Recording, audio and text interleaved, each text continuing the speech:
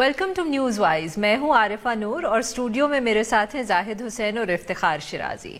آج سب سے پہلے ہم بات کریں گے جو دھرنے ہو رہے ہیں پورے ملک کے اندر. اس وقت صورتحال کافی خراب لگ رہی ہے. سڑکیں بند ہیں، شہری پریشان ہیں اور آج تو کافی شہروں کے اندر سیل فون سروس کو بھی سسپینڈ کر دیا گیا.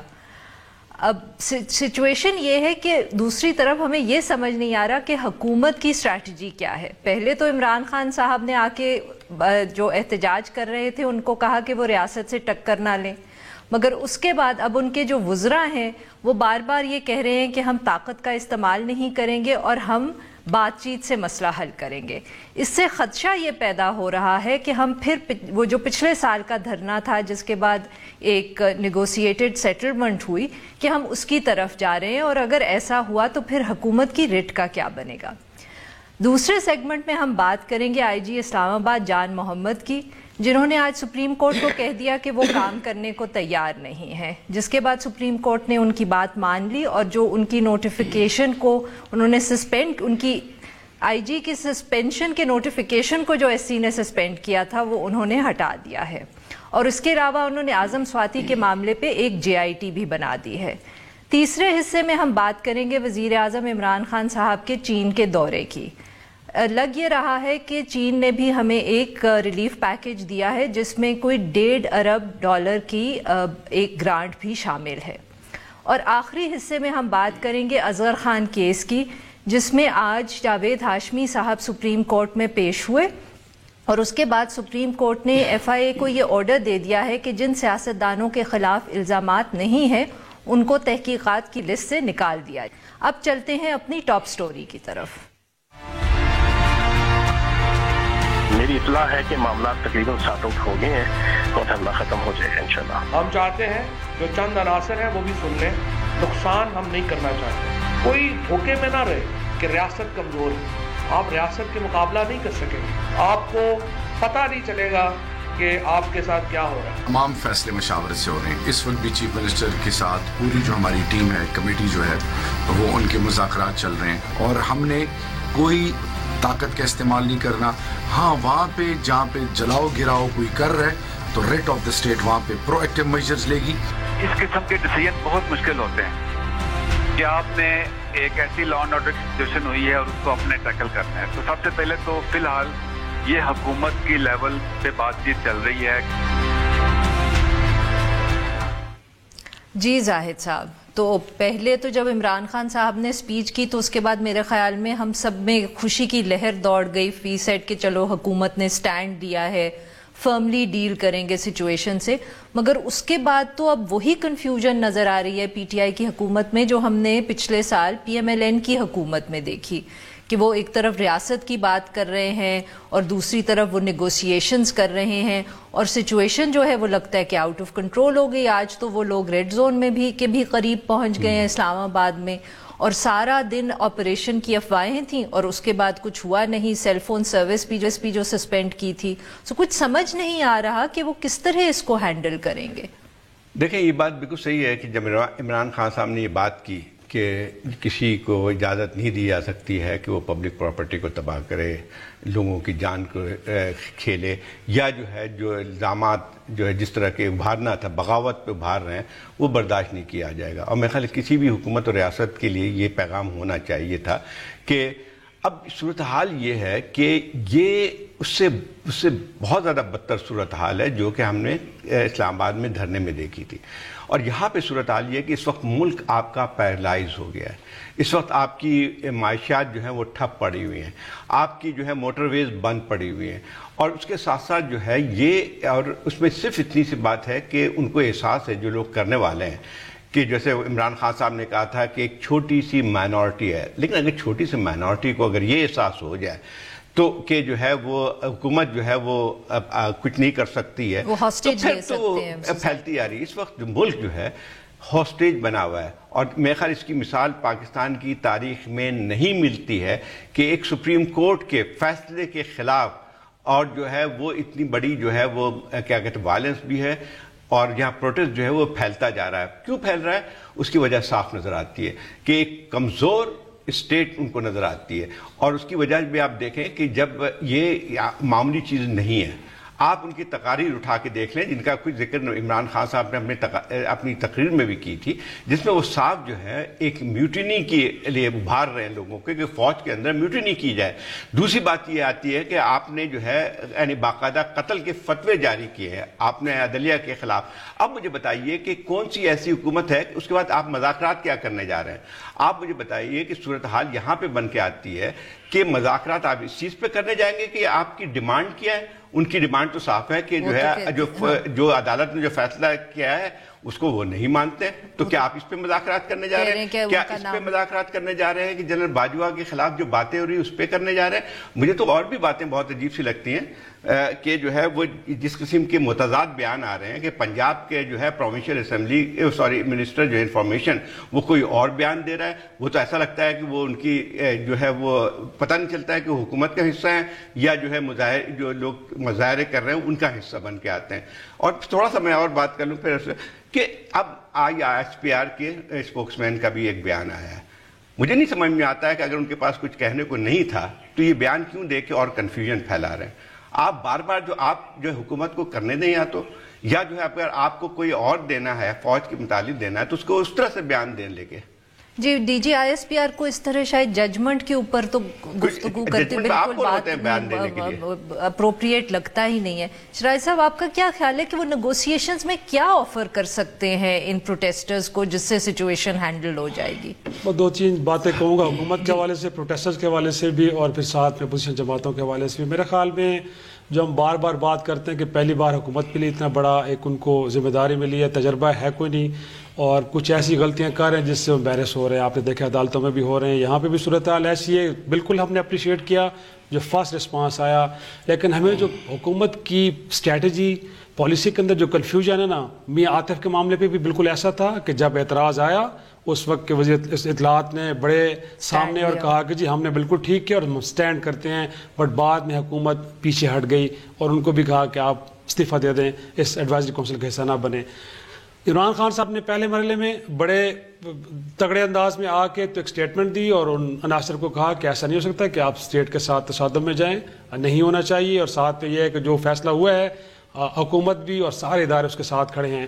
بعد میں آپ نے کیا آپ اپوزیشن جماعتوں کے پاس گئے, ان سے مذاکرات کر رہے ہیں, پھر آپ نے مذاکرات کی اسٹریٹجی اپنا لی, تو حکومت ہم سمجھ نہیں آ رہی کہ آپ کرنا کیا چاہ رہے ہیں. ایک طرف تو آپ rate of the state establish کرنے کی کوشش کر رہے ہیں, دوسری طرف آپ کمزوری دکھا رہے ہیں. عاطف میاں کے معاملے بھی پہلے آپ نے کہا کہ اسٹیٹ پاورفل ہے, بعد میں اسٹیٹ پیچھے ہٹ گئی. اس معاملے میں بھی صورتحال یہ کہ پہلے مرحلے میں میسج یہ دیا گیا کہ ہم یہ چیزیں قبول نہیں کریں گے, بٹ آپ مذاکرات کی طرف گئے, مذاکرات کی طرف گئے ہیں. تو میرے خیال میں عرفات کو چاہیے تھا کہ تمام پولیٹیکل فورسز کو, ریلیجن کا معاملہ بڑا سینسٹیو ہے, آپ اکیلے یہ معاملہ حل نہیں کر سکتے, تو ہونا یہ چاہیے تھا کہ جن پولیٹیکل فورسز کے پاس آپ گئے, جب آپ مذاکراتی کمیٹی بنا رہے تھے تو آپ بلاول سے بھی کہتے, بھٹو صاحب سے بھی کہتے, اسی طرح شہباز شریف سے بھی کہتے کہ اس سارے پروسیس کے اندر ہم آپ کو بھی آن بورڈ رکھنا چاہتے ہیں. جو کمیٹیاں بنانے جا رہے ہیں وہ پارلیمان کی کمیٹی ہوگی, حکومتی کمیٹی نہیں ہوگی. تو شرائط صاحب انہوں نے کی ہیں نا, کل وہ ملے بھی تھے, جس سے ہمیں پھر یہ امید لگی کہ شاید آپریشن کرنے جا رہے ہیں, اس لیے وہ پولیٹیکل پارٹیز کو اپوزیشن کی آن بورڈ لے رہے ہیں. صرف اعتماد کر رہے ہیں بٹ پروسیس کا حصہ نہیں بنایا, میرا نقطہ یہ ہے. ساتھ میں یہ کہ پروسیس کے حصے پہ تو جب آپ تب بات کریں نا, تو پہلے ہم یہ تو فیصلہ کریں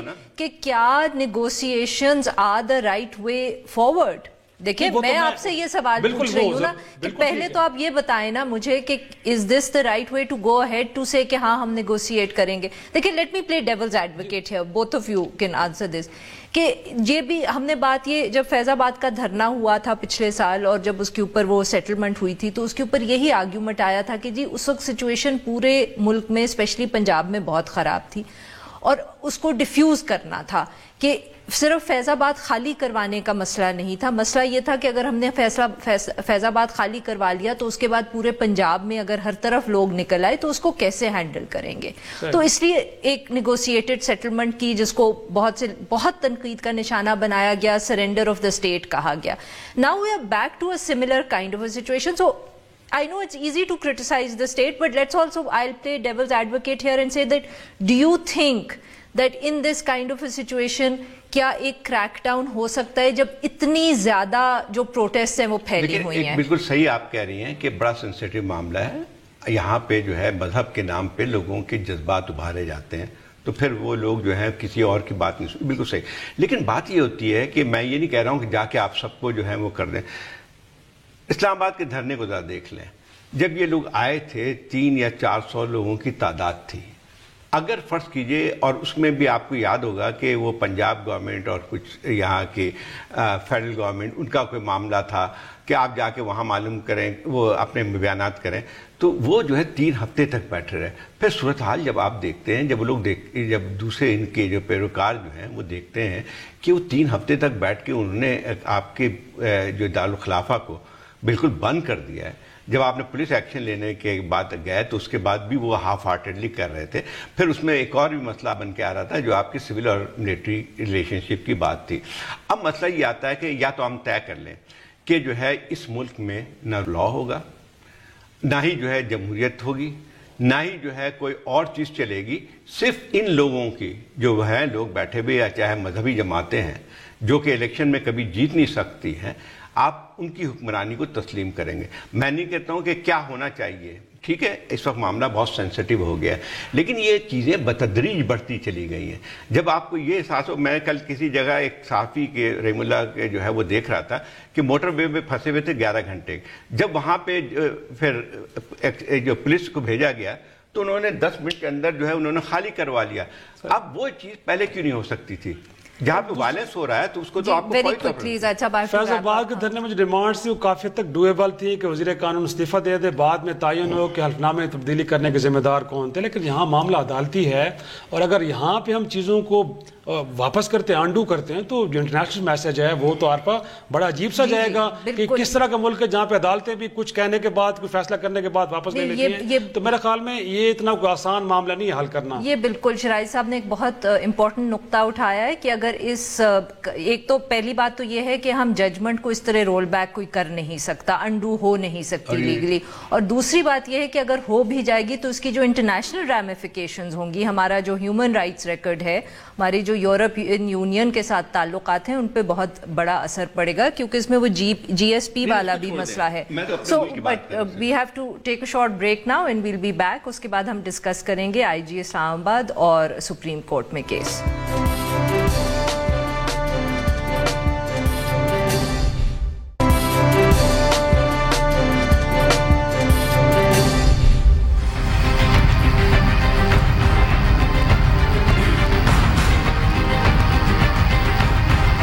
جی کیونکہ پچھلے آئی جی نے خود ہی انکار کر دیا سرو کرنے کو, انہوں نے کہا کہ جو کانٹیکسٹ بنا ہوا ہے اس کے اندر وہ سرو نہیں کر سکتے, تو اس کے بعد سپریم کورٹ بھی پیچھے ہٹ گئی, تو یہ تو مسئلہ حل ہو گیا. انفیکٹ اب تو خبر آ گئی ہے کہ نئے آئی جی بھی اپوائنٹ ہو گئے ہیں, عامر ذوالفقار صاحب, جو شاید پہلے موٹر وے میں لگے ہوئے تھے.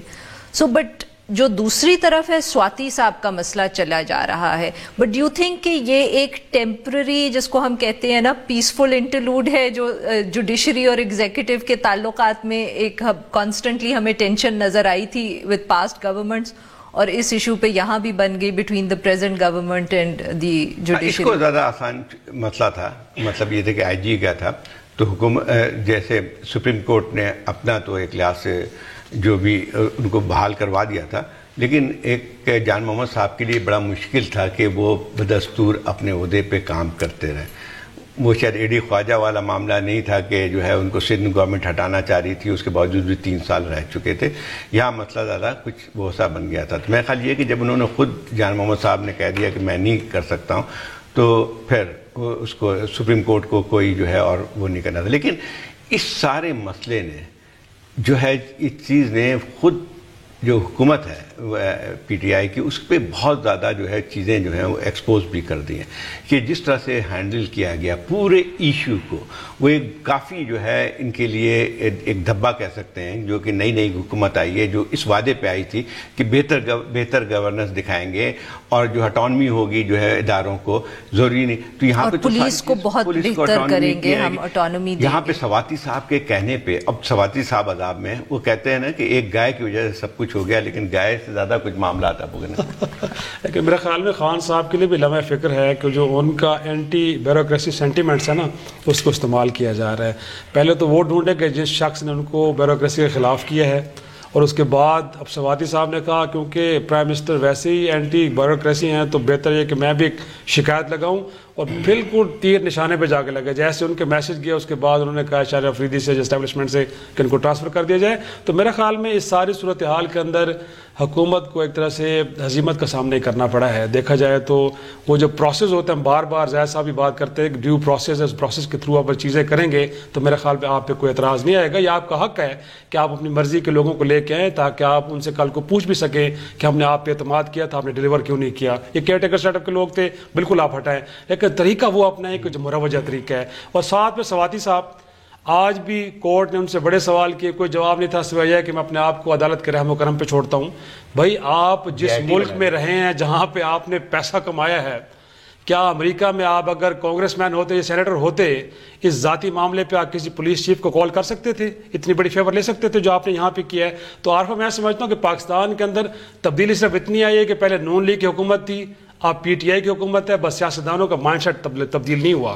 وہ جو اپنے طاقت کو اپنے رتبے کو استعمال کرنے والا معاملہ ہے نا وہ اپنی جگہ پہ موجود ہے. سواتی صاحب نے کر کے دکھایا. نہیں دیکھیں اصل میں ایشو یہ ہے کہ آپ لوگ بھول رہے ہیں کہ this case is not an isolated one. یہ پنجاب کے اندر جو ہوا یہ تو ایک تسلسل میں 2-3 ایونٹس ہوئے ہیں.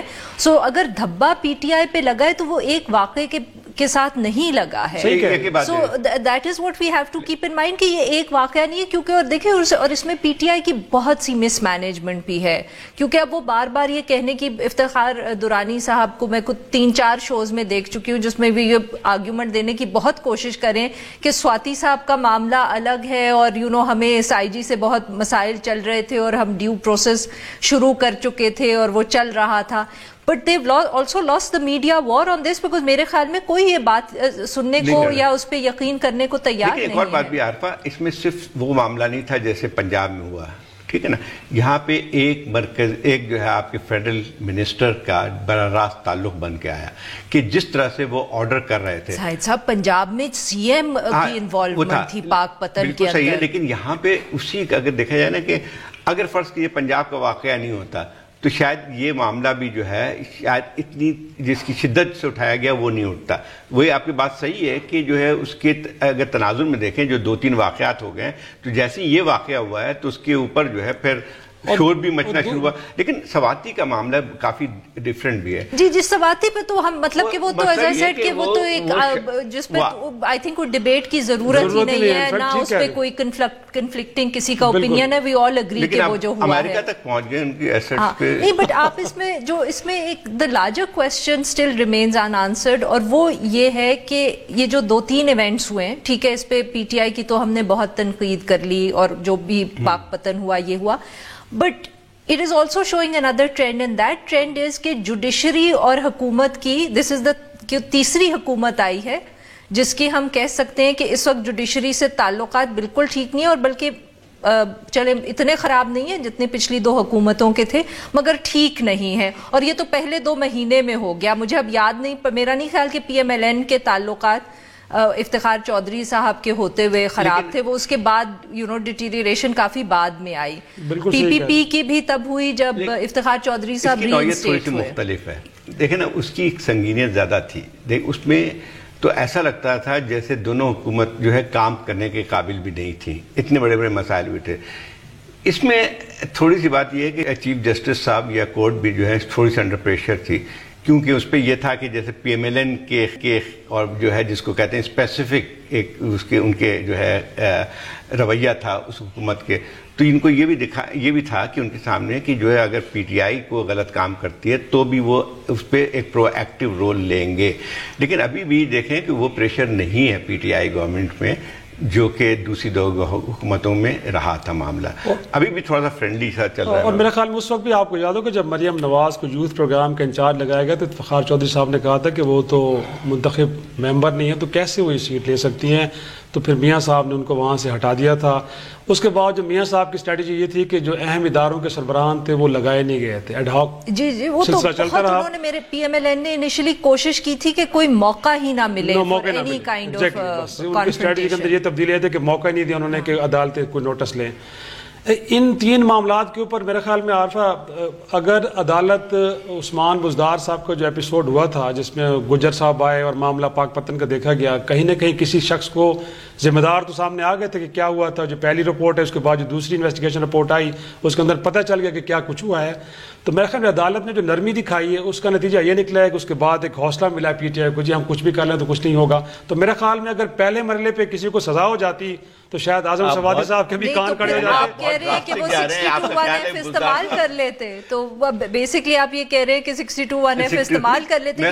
تو نہ کرتے. اٹس ویری انٹرسٹنگ کہ تب بھی انہوں نے 62(1)F کا ذکر کیا اور اس دفعہ بھی کیا، مگر پھر یہ بھی دماغ میں رکھنا پڑے گا کہ آج سپریم کورٹ اتنی جنرسلی شاید امپلیمنٹ نہیں کر سکتی 62(1)F کیونکہ پھر جوڈیشری پہ بہت پریشر ہے. وہ دفعہ نہ لگائے بٹ عارفہ، لیکن آپ جی آئی ٹیز بناتے ہیں اس کے بعد آپ معاف کر دیتے ہو تو میرے خیال میں یہ بھی تو ٹھیک میسج نہیں جا رہا.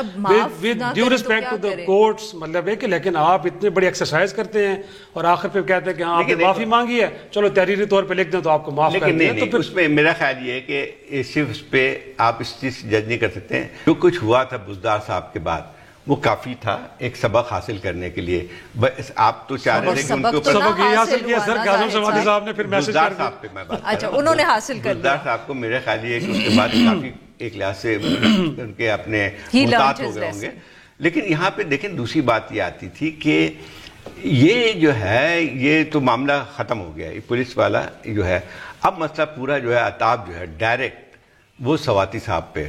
اب اس کی وجہ جو ہے میرے خیال ایک تو میرے خیال ان کو غصہ یہ ہے کہ جس طرح سے وہ پورے خاندان کے خلاف جو ہے کارروائی کی گئی اور میرے خیال جائز تھا.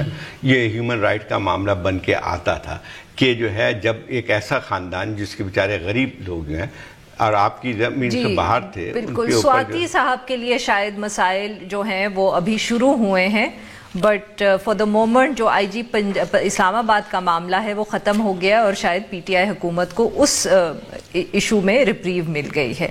Now we'll take a short break and when we come back تو ہم ڈسکس کریں گے وزیر اعظم صاحب کا چین کا دورہ.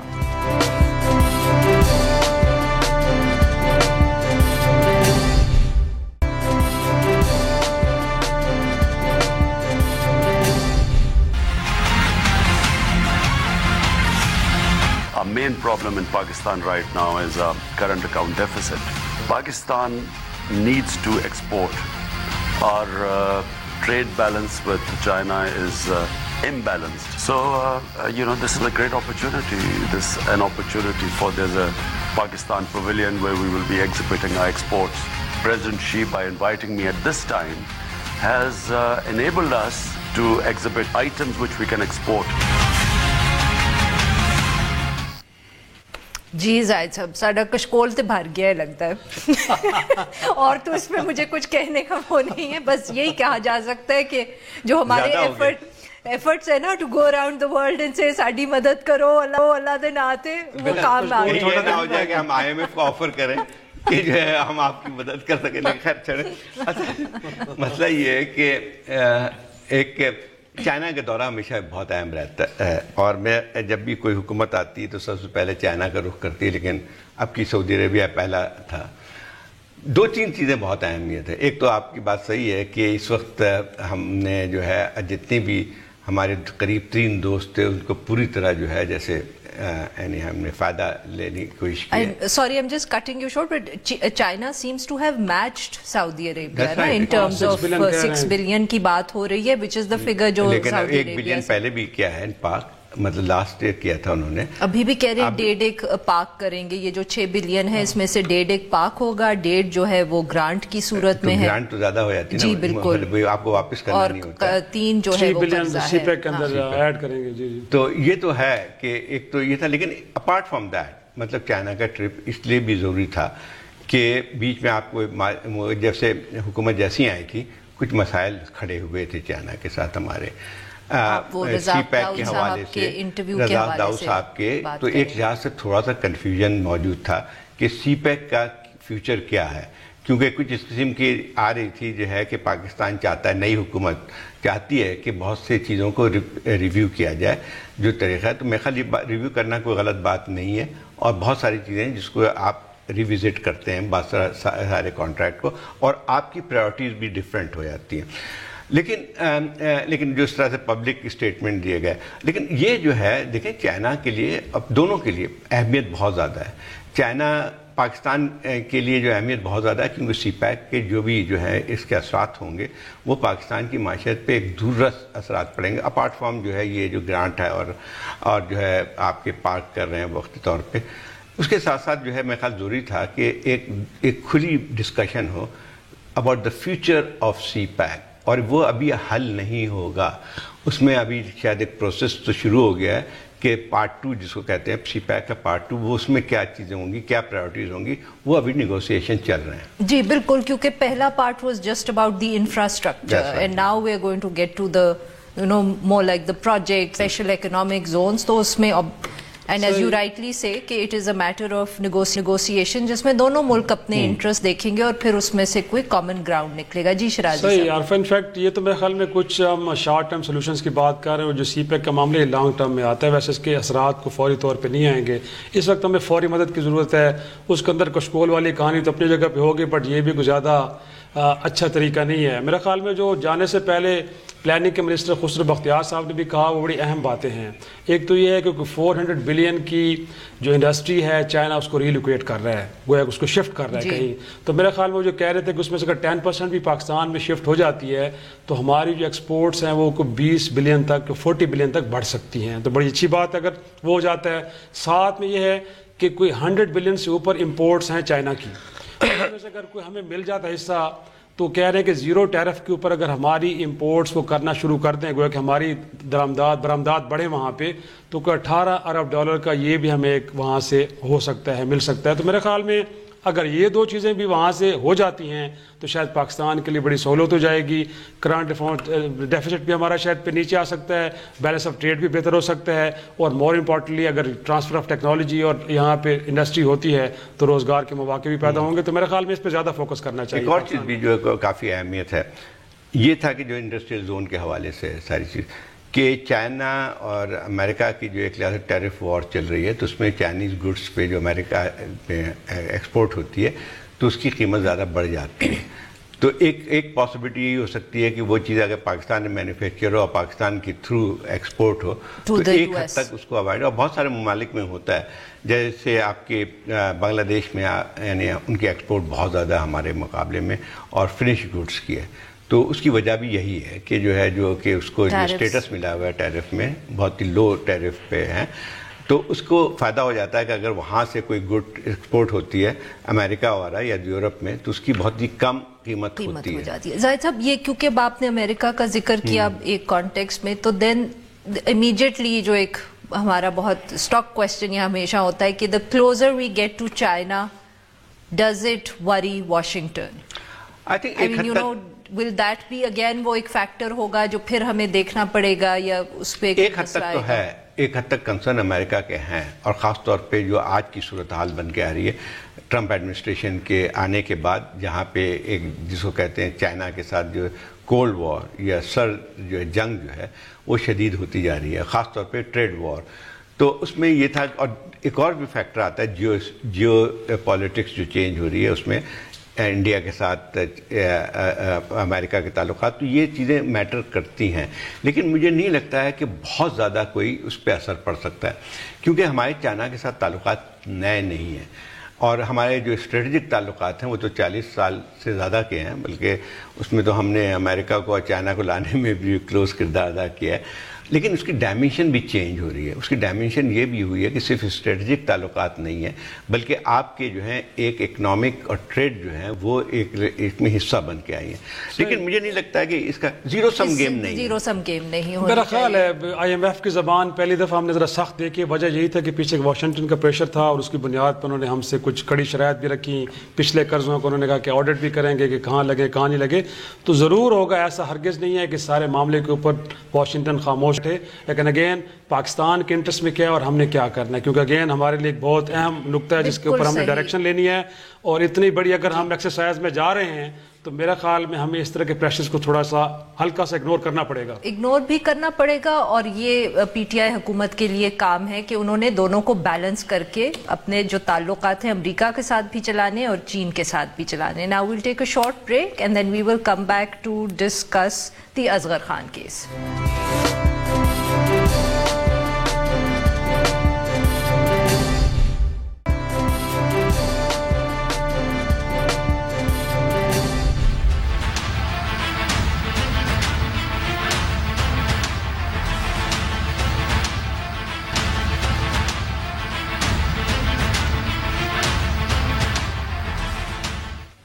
جی زاہد صاحب, شرازی صاحب, وہ اصغر خان کیس پھر سے زندہ ہو گیا ایک دفعے اور تو کچھ آؤٹ آف دا بلو ایک دم اس کی ہیئرنگ ہو گئی, اور جاوید ہاشمی صاحب سنے کافی جذباتی باتیں کر کے گئے. یہ ایسا کیس ہے جو کہ مستقل ہی چلتا رہے گا اور بغیر کسی نتیجے پہ.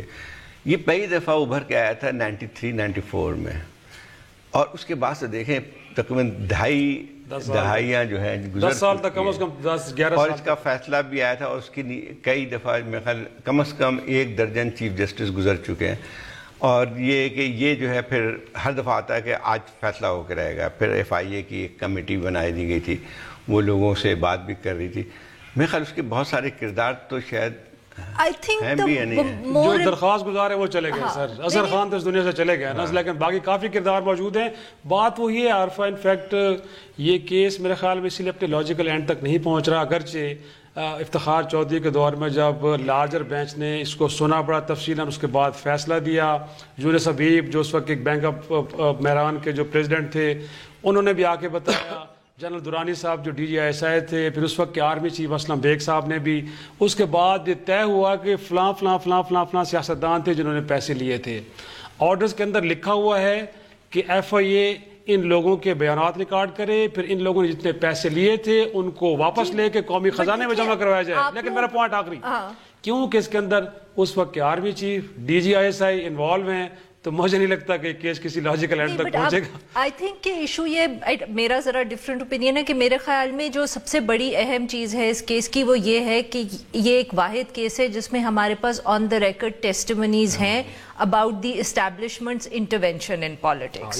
اور that in itself is a story in itself. اس کو لاجیکل اینڈ پہ کیا پہنچانا نا, مطلب کہ لاجیکل اینڈ تو اگر صرف سیاستدان ہوتے نا, پولیٹیکل ایشو ہے نا. ایسے بہت سارے کیس پڑے ہوئے, آپ کو یاد ہوگا فاروق لغاری صاحب کا ایک تھا جو یونس حبیبی کے توسط سے تھا.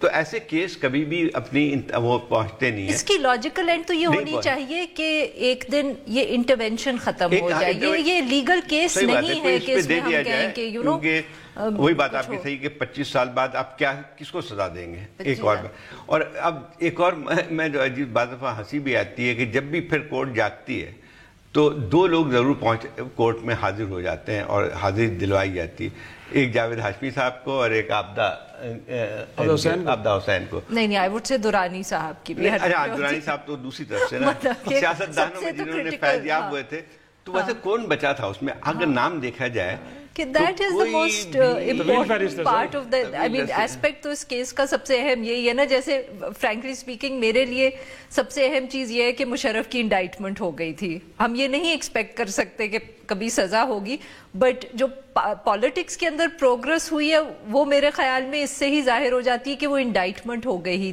تھی. اور اصغر خان کیس اتنے سال, اینڈ آئی ایم شیور آپ دونوں کو تو میرے سے زیادہ اس کے بارے میں علم ہوگا. ہم بھی بہت چھوٹے تھے جس میں شروع ہوا, میرے سے تو زیادہ چھوٹے نہیں ہو سکتے, کہ بیچ میں it was difficult to write about this, just to in fact write and say کہ یہ کیس پینڈنگ ہے سپریم کورٹ میں آسان کام نہیں تھا. آج دیکھیے ہم اس کو کتنی پبلکلی ڈسکس کرتے ہیں. سامنے آ گئی ہے, اب کسی شک شبہ گنجائش نہیں تھی کہ کتنا بڑا انٹروینشن تھا, اس کے مقاصد کیا تھے, اور میرے خیال ایک تاریخ کا حصہ تو بن گئی ہے.